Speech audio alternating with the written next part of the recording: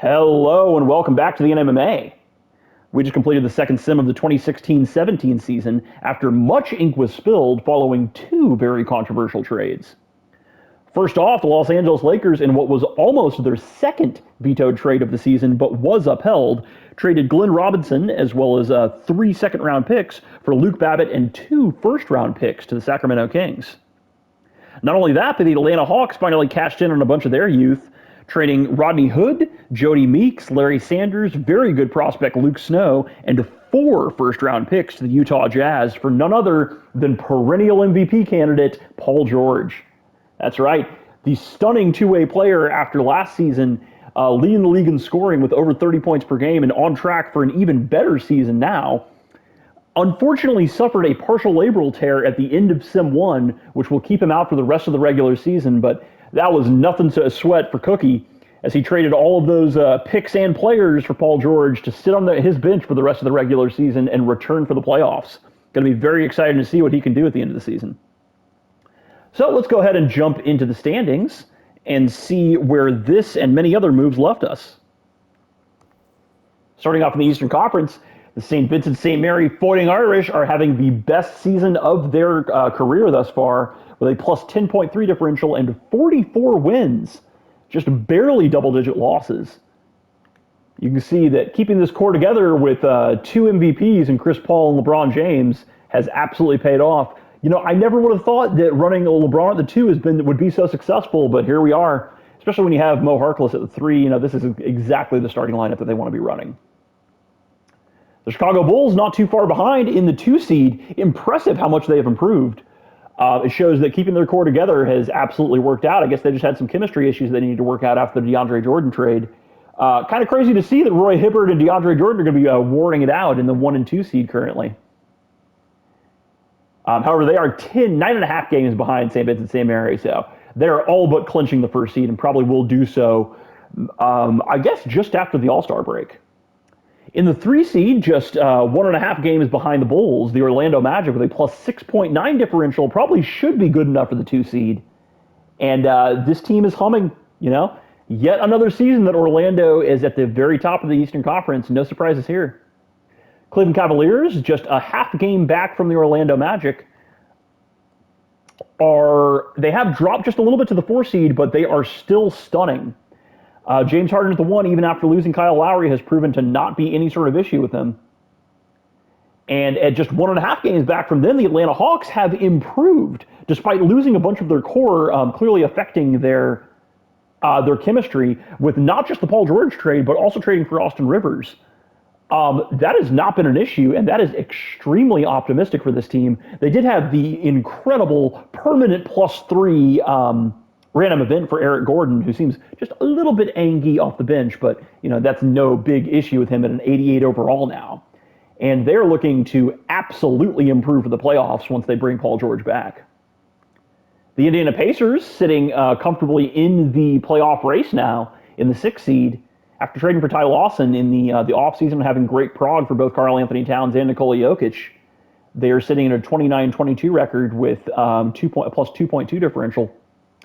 The New York Knicks have fallen just a little bit, but are in the play-in race now to a 7 seed after trading Austin Rivers. They probably just have a little bit of chemistry issues to work out, but you know, still quite a strong team, especially with Joe Johnson acquired now. The 35-year-old is hoping to lead that team to a good playoff race. I love that pairing of Tony Parker and Joe Johnson in the backcourt. And with a stunning plus 5.7 differential, which is good for the 3rd best in the East, but is all the way down at the 8th seed, kind of crazy. The Washington Wizards, after their quite controversial trade moving Kevin Love in the offseason, are struggling just a little bit, but now they are starting Shabazz Napier, and he's doing a great job as their starting point guard. With the same amount of wins, but amazingly 5 more losses, the Milwaukee Bucks have fallen from the 8 seed down to the 9 seed. Kind of shocking stuff. You know, I don't know why they are struggling.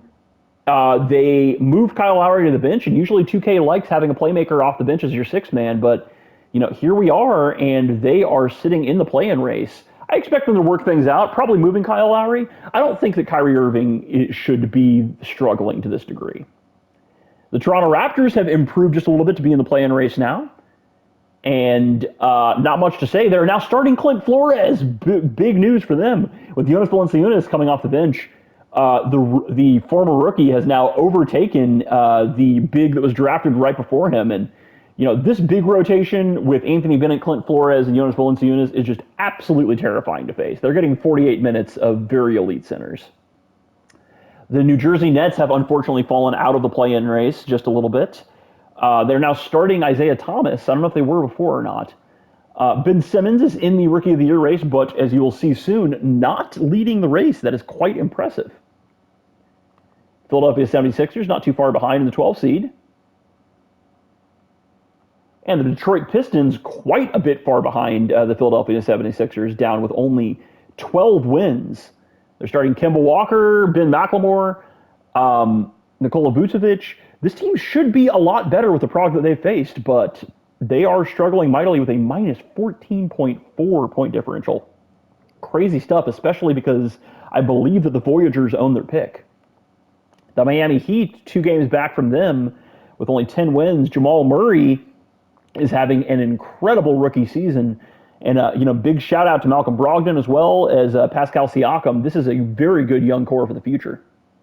The Montreal Voyagers, in the 15 seed, Jeremy Lamb is having a pretty strong season. They did make a trade to acquire Johnny Flynn, but not too much else to say about this team. Minus 16.6 differential is pretty much all you need to hear. And moving over to the West, the Houston Rockets are still leading and they have amazingly improved. I don't know how this has happened. We are trying to be worse, and we will be selling off more before this next deadline. So getting your boy Kroon's DMs with a plus 20.6 point differential, absolutely dominant.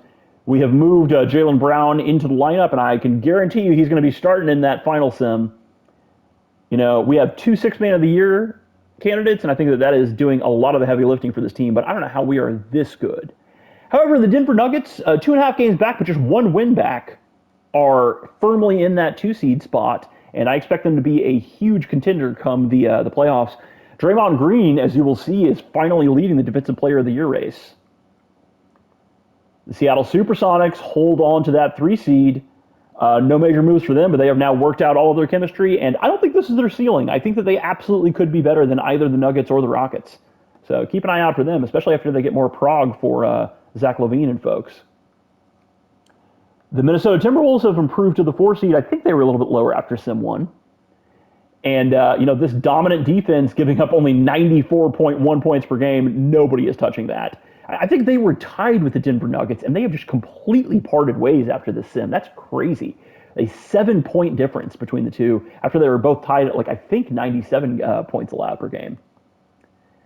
The San Antonio Spurs are firmly in the 5 seed with Dame Lillard looking great. Look at that, 88 overall. Hey, all the haters who have been doubting his ability to get to a 90 overall, keep an eye out because that is happening one day.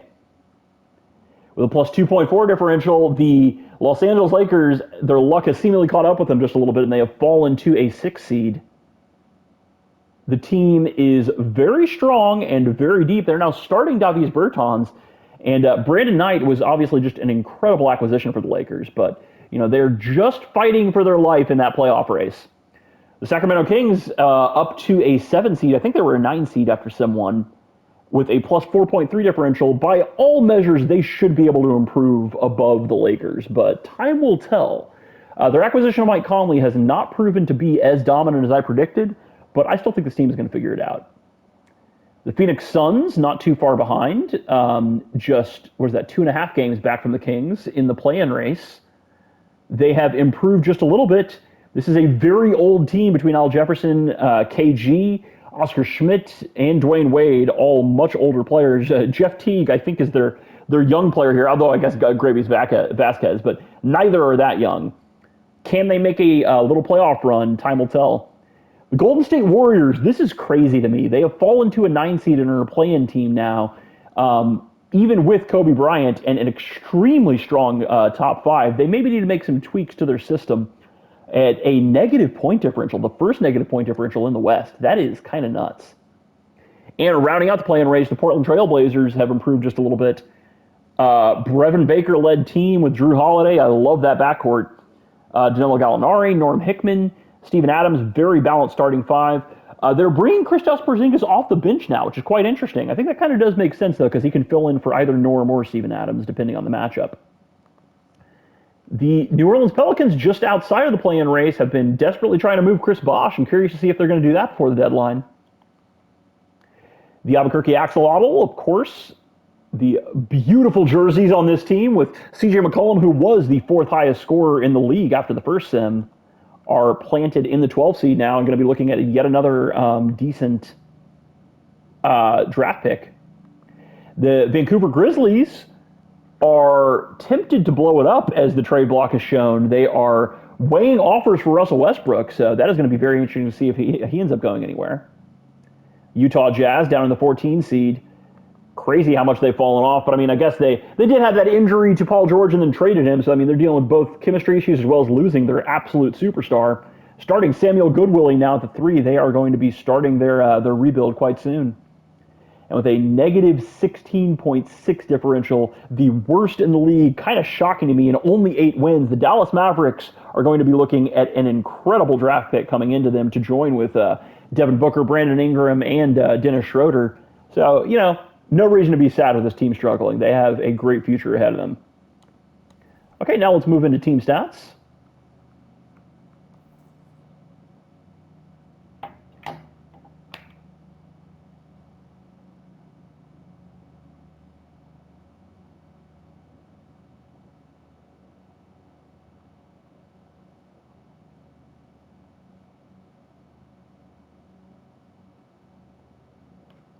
Okay, sorry for the delay there. So let's first sort by points per game. As you can see, the Rockets still firmly in that number 1 spot. The Hawks have fallen to the number 3 spot, which is not shocking after losing some of their players, but considering they did improve in the standings, I don't think that's any reason to be concerned. The Heat at the bottom of the points per game is kind of surprising to me, considering they have Jamal Murray, who I think is scoring like 18 points per game in his rookie season. Big shout out to Shane and the Wolves for just maintaining an absolutely dominant old school defense for pretty much the entire sim thus far.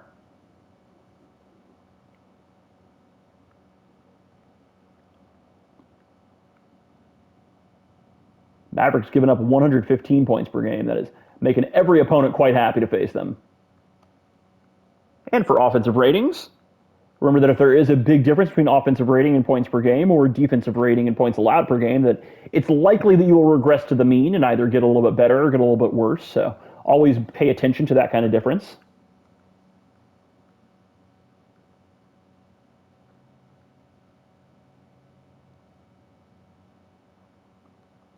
And for defensive rating, incredibly, the Rockets with a better defensive rating than the Timberwolves. That's quite surprising to me.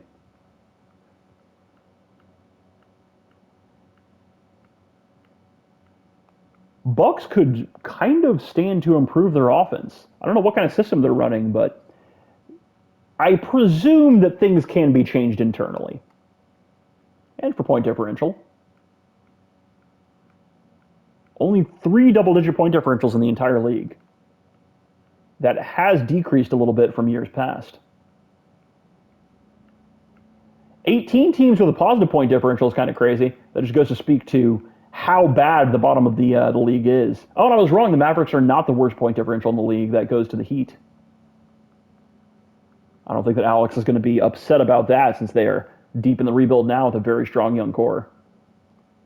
All right, for field goals made, the Suns at number 3 is kind of crazy to me. They don't even have that many points per game, and I think just 101. So I guess they're just scoring a ton of 2s. It goes to show that if they just had a couple of shooters, they would probably be in the playoff race. And for field goal percentage, big shout out to the Spurs all the way at number 3, and the Suns here at number 4. Taking efficient shots, but just not scoring enough. It's actually very revealing for Jay. Shows how much he should go acquire a shooter. And for 3-pointers made, Crazy to me, the Pacers at number 2. Ty Lawson and Melo are definitely scoring a bunch, but that may speak to how many threes Jokic is hitting. Jokic, of course, incredibly the stretch 5 between him and Cat. Not what anybody was expecting. For three-pointers attempted. Yeah, look at that. The Pacers leading the league in three-pointers attempted at 34.8. A new age is upon them. They probably have an even higher ceiling than the 6th seed they're currently sitting at.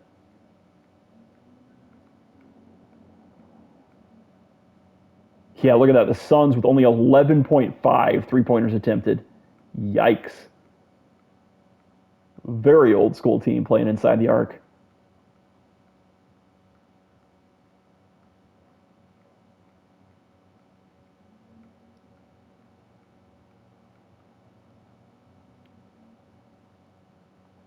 And for free throws made. Kings at number 2 is quite impressive to me, as well as the Wizards at number 3. Dominant teams when it comes to getting to the cherry strike.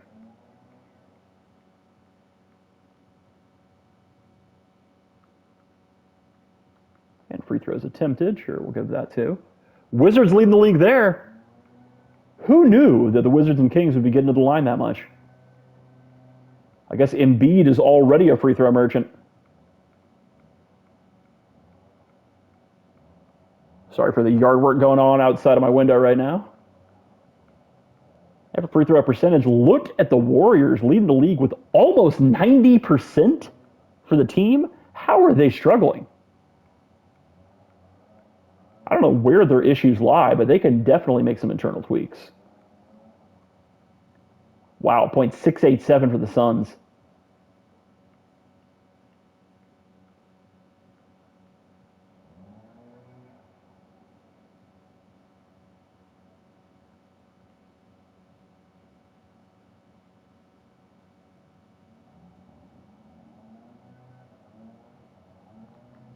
To show actual rebounds per game.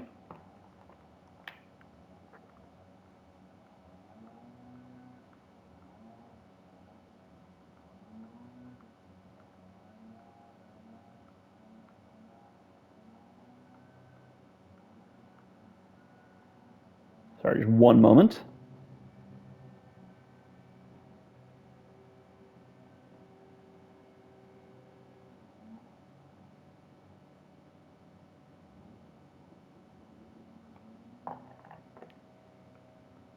Okay. And for assists per game.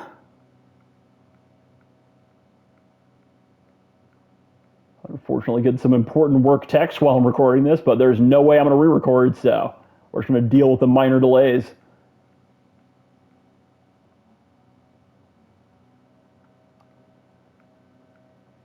Steals per game. Big shout out to the Fighting Irish leading with half a steal per game. That's actually a pretty massive margin, especially over the Wolves. Was not expecting that.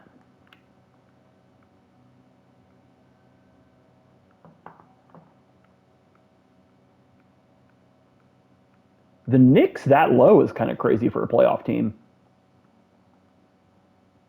And for blocks per game, unsurprisingly, the Timberwolves up top. Andre Drummond is looking better than he has in any past 2K league, and that is just crazy to think. He may be All-NBA. Bucks very low. And Pacers, they could both probably stand to improve their defenses a little bit. Kings at the bottom of the steals race. That's crazy. They seem to have a good amount of perimeter defenders, too. And for lowest turnovers per game. Bucks at number 3 in terms of fewest turnovers per game is impressive, though. So they're good at holding on to the ball, just not getting it in the hoop.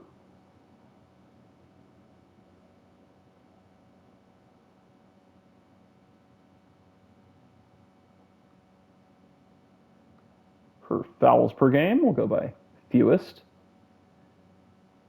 Now, of course, a lot of the teams that are getting the fewest fouls per game are going to be somewhat struggling teams just because they aren't playing as aggressive a defense. But there are some exceptions, the Fighting Irish and the Timberwolves, very high up there, both because they play such extremely good defense. So that really shows the incredible gap between them and other defenses.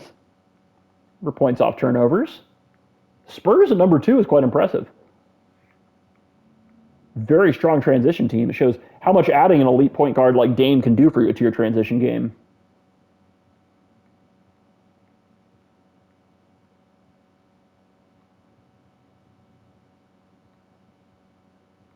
Second chance points. Nets leading the league. That's kind of crazy to me. They do have a good amount of great bigs between, of course, Ben Simmons, um, Serge Ibaka, and Tyson Chandler. But still, kind of crazy that they're good enough for the best in the league in second chance points. Maybe they're missing a lot of shots, and so they're getting to put them back.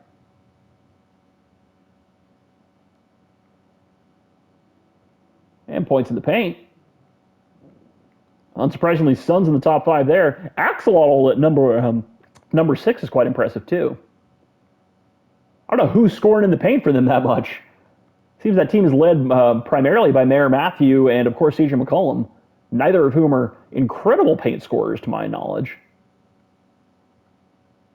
For bench points, unsurprising that the Lakers are that high.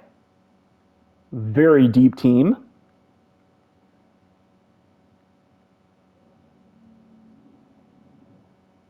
It's actually kind of crazy when a team as good as the Supersonics or the Spurs have that bad of bench points. Just shows how strong their starting 5 is and how far they can carry them.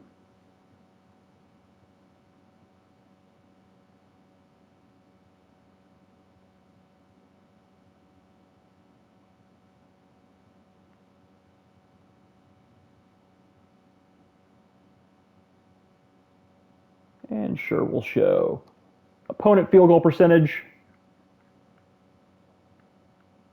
Should correlate pretty strongly with some of the best defenses. Suns, kind of surprisingly, all the way up at number 4. I mean, they do have a very strong defense. And opponent three-point percentage. Hey, big shout out to the Bucks at number 2 there. So, I mean, they're good perimeter defenders. They are great at holding onto the ball. They just need a little bit more scoring. That probably can be fixed internally. All of this indicates that it's a system issue. Okay, let's move into league leaders.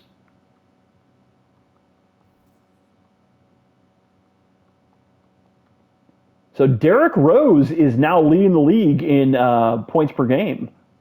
We have a pretty tight race. Although I guess LeBron James at almost 2 points per game behind him is a decent distance. CJ McCollum has improved to the 3rd best scorer in the league. However, has dropped to 25.5 points per game. Still nothing to shake a stick at. Big shout out Kyrie Irving topping John Wall, his former teammate.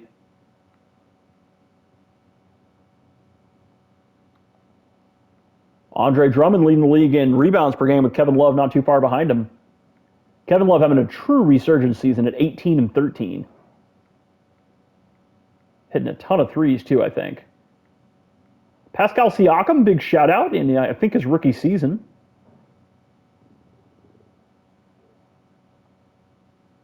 Oh, a little car accident outside the window. Chaotic day in Austin, Texas.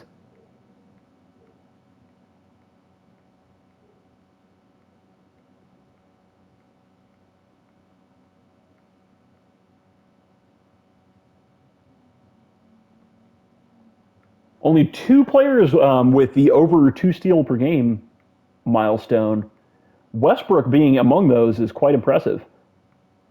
He's having a great season, so very curious to see if the Grizzlies actually move forward with trading him or not.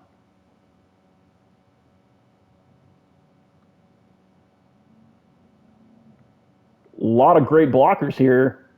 Gobert, Roy Hibbert at number 2, having quite the resurgence.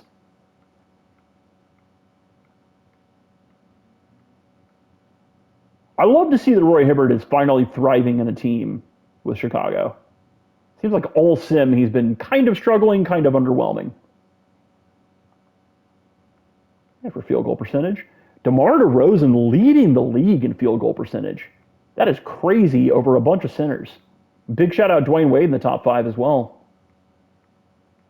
Of course, injured Paul George was number 13. Bringing in over 52% shooter is going to be so huge for the Hawks. And 3-point percentage. Charlie Villanueva at number 2, despite not having enough games to qualify for pretty much everything else. Crazy the Lakers aren't playing him.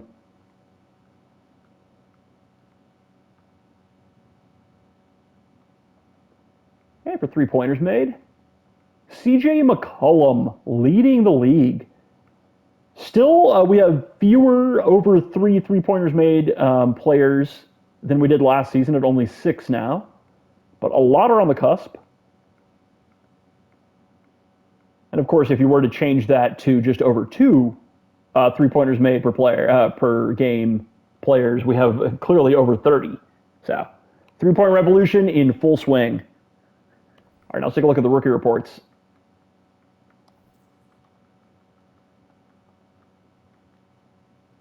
So Jamal Murray leading rookies in terms of scoring at 18 points per game. Quite impressive. Of course, he is getting 35 minutes per game, which is doing a lot of the heavy lifting for him.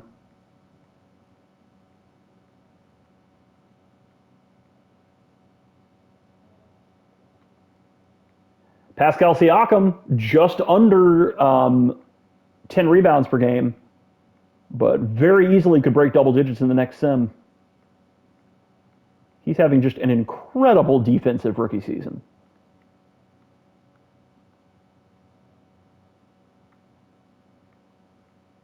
DeJounte Murray leading pretty handily. Assists per game at 5.6. That's quite impressive.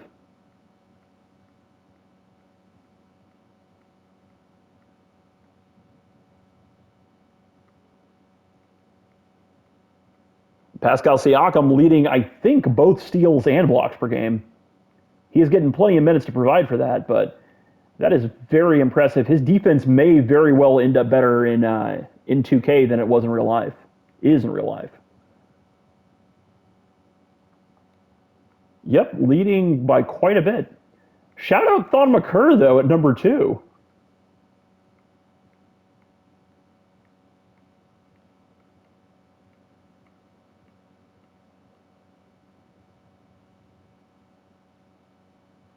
And we'll show field goal percentage. I don't know if we always show this, but we will now. A lot of struggling rookies in terms of shooting. That is par for the course. And three-pointers made. Buddy Hield at 2.6.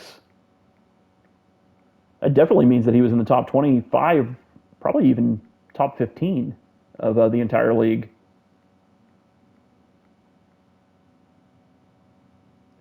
All right, now let's take a look at draft picks. This is up to date with the Sim 2 deadline. 76ers with a good amount of draft picks here, especially seconds. Curious to see if they consolidate any of those.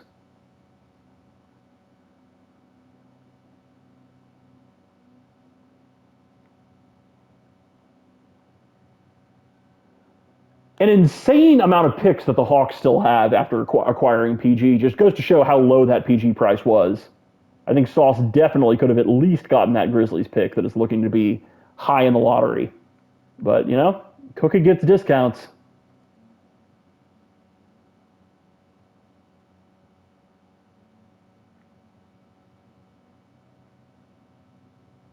Ton of seconds for the Nets. DeGames loves his seconds.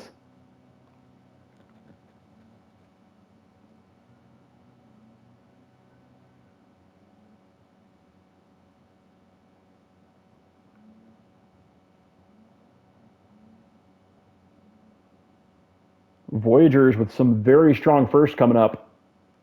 The dark ages are ending and the light at the end of the tunnel is approaching very rapidly. All right, now we're going to take a look at cap sheet. Let me make sure that the salary cap is turned on. Yep. So please remember to be updating your sheet. Ideally, we're going to be able to find a way to have everything tracked in the game after this season, but that is not confirmed yet. I have not finished testing, so please, please, please be updating your sheet so that we have fewer delays when it comes to the offseason.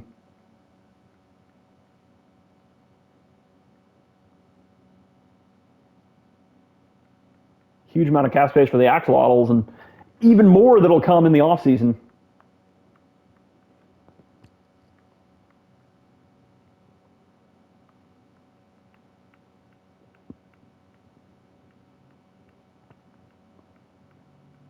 Looks like the Bucks actually could open up cap space if they choose to decline Kyle Lowry's team option next season, which would make him an unrestricted free agent. Very highly in demand, but could be the kind of tweak that they need to make if they cannot fix things internally.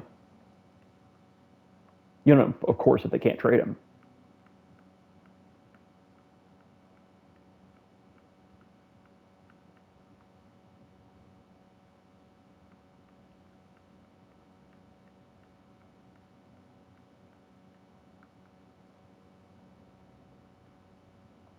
That Paul George, Anthony Davis, Kawhi Leonard, and Kendall Marshall pairing is just crazy defense. Hopefully, they will finally not be confusingly struggling defensively as they have been the past few seasons.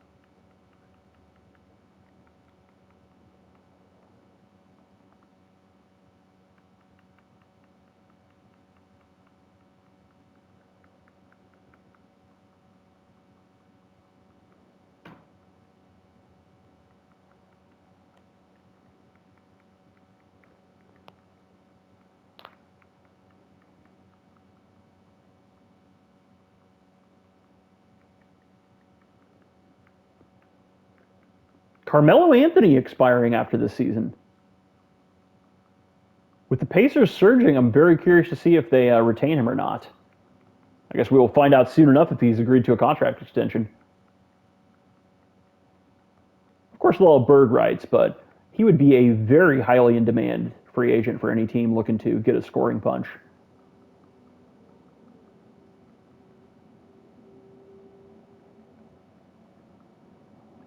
Ton of cap space already, and quite a bit more opening up for the Raptors. That's good news for them.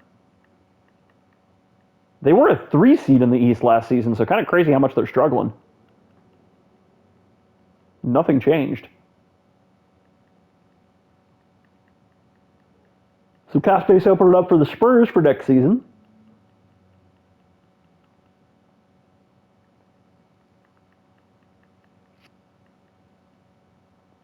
Ton of cap space for the Suns. Man, they will have the ability to completely retool after the season if they choose to.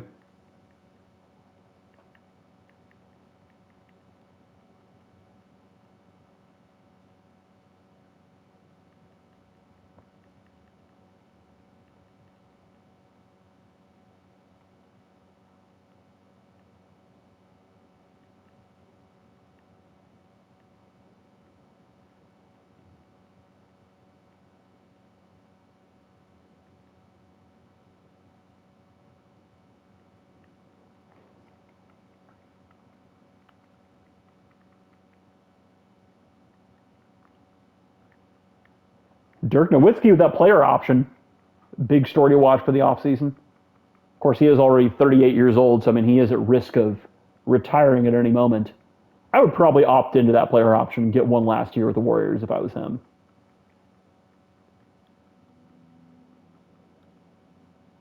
Okay, now let's take a look at player stats. A moment we've all been waiting for.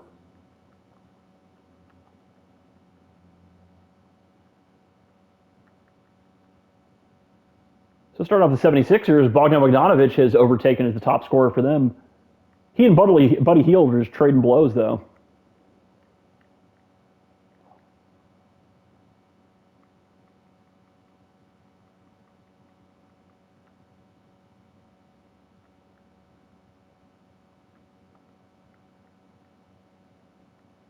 CJ McCollum continues to absolutely dominate as the clear number one option for the Axolotl.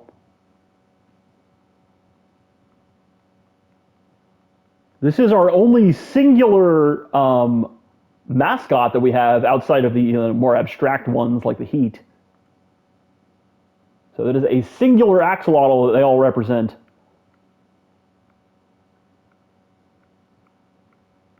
Kyrie Irving at 20-6 has regressed in his scoring ever so slightly. Not the best sim. This team will figure it out though. Shooting 44% from three, 52.8% from the field goal from the field.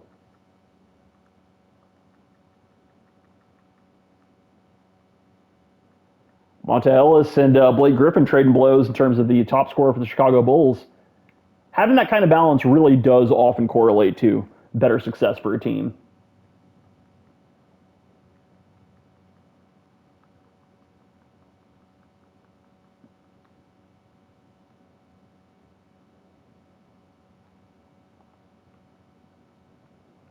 James Harden just under 20 points per game.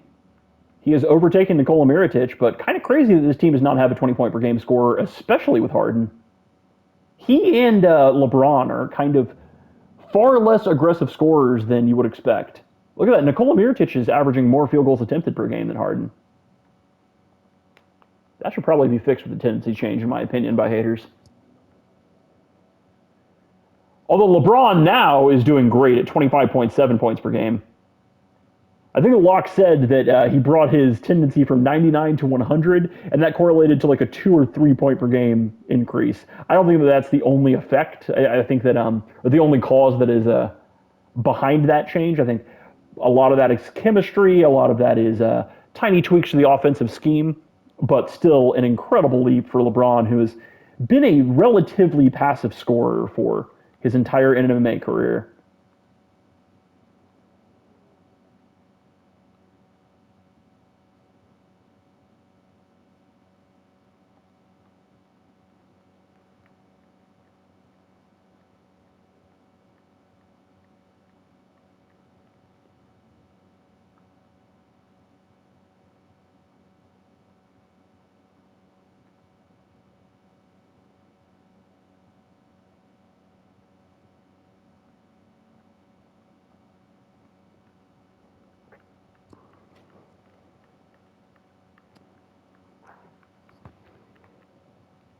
Big shout out, 69 overall, Joe Harris. Nice.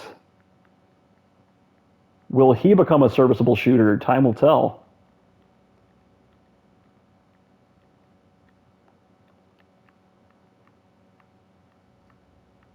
Rodney Hood is the now leading scorer for the Jazz at 17.5 points per game. Kind of surprised they're not starting him. Especially at only 21 years old as they start a rebuild.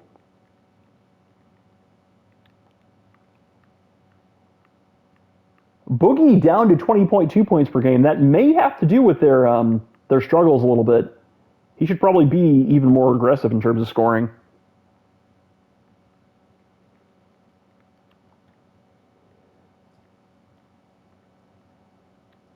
I hate to say it, but I might be eating crow on that Mike Conley acquisition. I was sky high on it, and yet it has not entirely panned out just yet.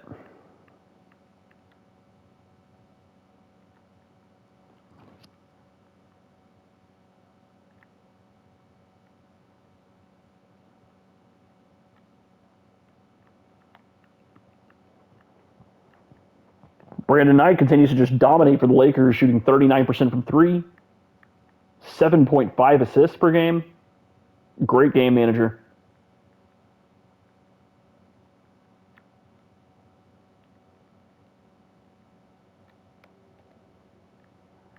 Brandon Jennings getting his star show in Orlando at 20.7 points per game and 7.2 assists. Don't sleep on the 1.4 steals, too. He's not exactly a great defender, but those steals will definitely get you by. Huge reason behind Orlando's continued success in the post-Melo era.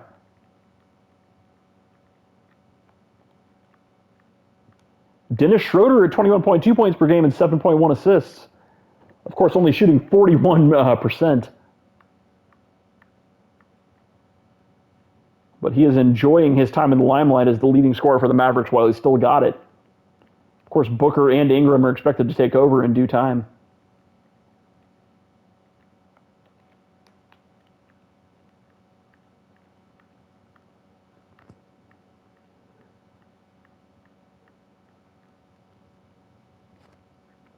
Scoring remains quite bereft here for the New Jersey Nets. No 15-point per game scorer. You know, they really believe in IT, but I'm not sure they should.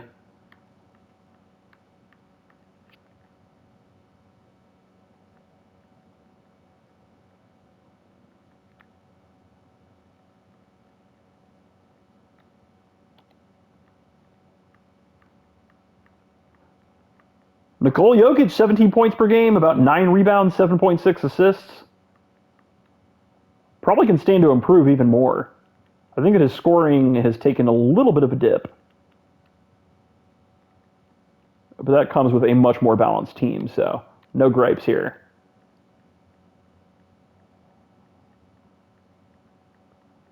Beal and Bosch, the big BBs of New Orleans, will they be broken up? Who knows?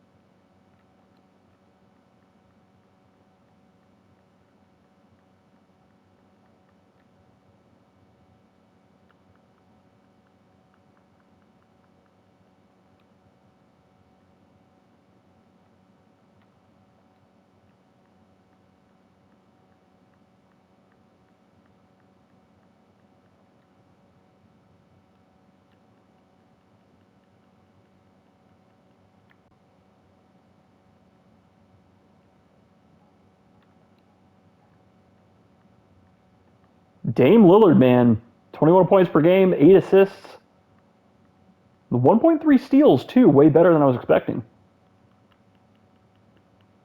I'm telling you, he is going to be great. He's just taking a little bit longer to develop than he did in real life.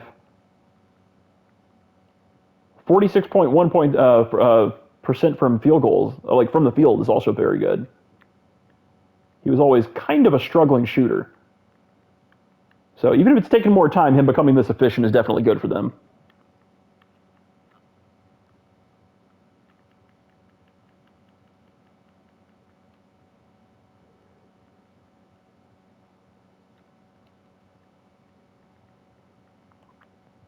Kevin Durant and Zach LaVine leading the scoring for. Oh, it says the Clippers.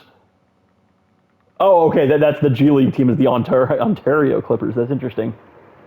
Of course, this is the Supersonics. Ontario quite far from Seattle, so this is a huge commute that the G League is having to make.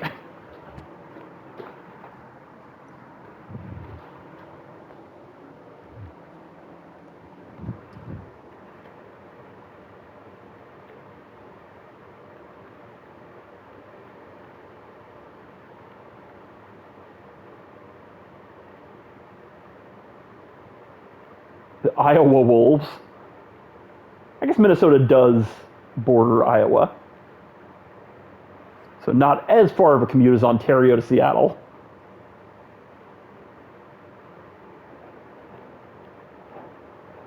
Norm Hickman leading the Trailblazers in terms of scoring. Of course, just like the Nets, another team that has barely a 15-point per game scorer.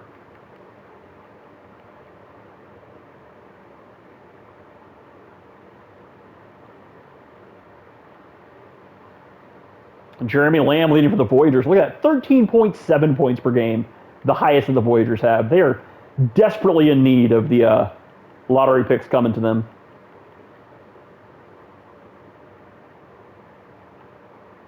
Big shout out to Dilks for sticking it through with this Dark Ages. It's going to be a fun draft for them.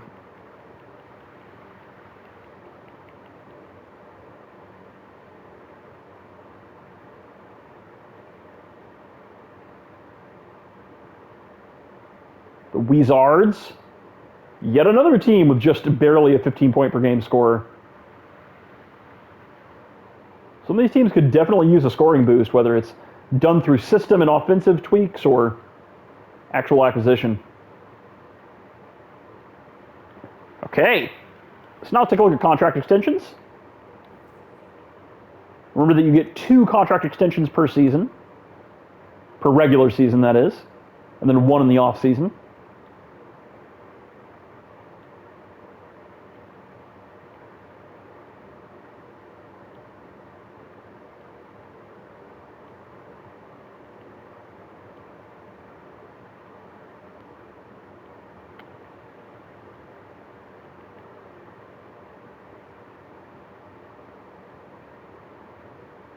Big news that the boosted Eric Gordon is willing to re-sign for the Hawks.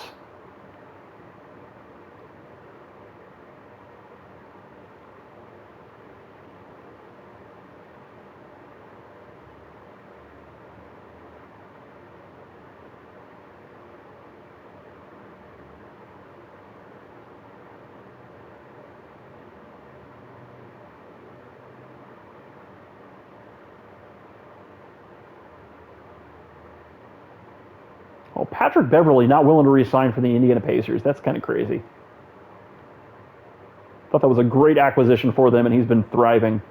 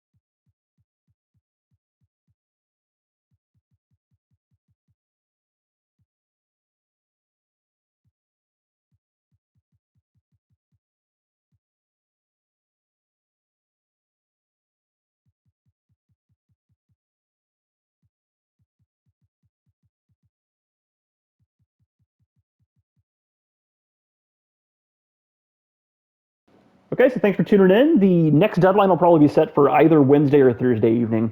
That'll be announced relatively shortly.